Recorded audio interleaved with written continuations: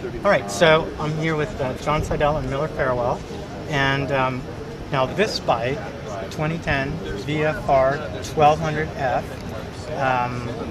where this bike is a brand new motor. Now, tell me about the crankshaft arrangement to make it narrower for the rider. That's like a ergonomic thing, right? It is, and the rear bank of this V4 has the pistons from the inner, the two pistons closest to each other, two connecting rods close to each other, in order to narrow this section where the rider's leg is going to be in contact with the bike. And it's purely to make that riding experience that much better. Yeah. And now, what's the 28-degree out of phase? What's that story?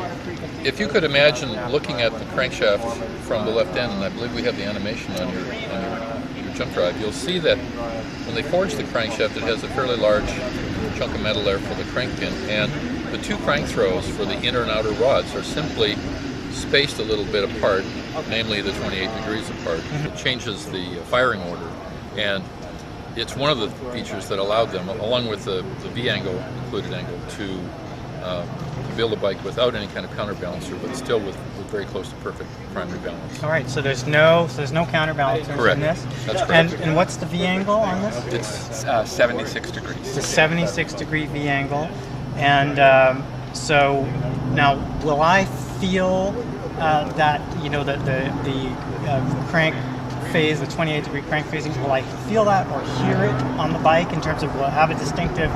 Will it sound different than other Honda V4s? Because one of the things Honda V4 riders have loved for years is the characteristic sound. True, and I think you're going to get a little bit more of that here. The firing order has sort of a bang bang pause, bang bang frequency, a little bit more than the 800.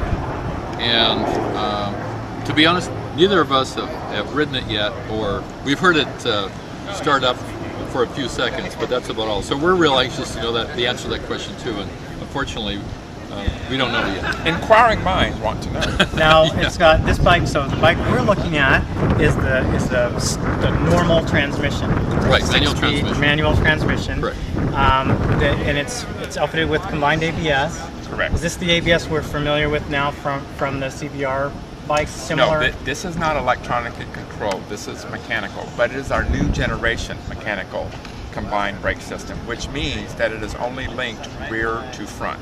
Okay. So trail braking, all of that, very sporty riding, you will still be able to do this with this motorcycle. Interesting. So the rear brake is linked to the front, but the front brake is not linked to the rear. That's correct. On this bike. That's it. Correct. Great. Now, when will this bike be available? Spring of 2010. Spring of 2010. So we don't have an exact month, but it will be in the spring. Just out of curiosity, are we looking at a production bike here? How close is this thing to? Well, this is exactly what the production. This is an early production. Early production. But yeah, the bike will look exactly as you see it here today. And any hints on price? Not yet. Not yet. We truly don't know. That will be announced in December. The VFR, the fact that they named it VFR, there's that history and lineage built in, obviously. But what our customers, we believe, were looking for was when the XX went out of our lineup, kind of a big, fast sport bike, the gentleman's type tour, and we believe this will fill the bill. And I see mounting points for hard luggage. Will it be Correct. sold with the hard luggage? Will be an option? At some point, correct. And now everyone obviously very interested in a dual clutch. This bike, this model will carry the dual clutch as an option. When will that be available?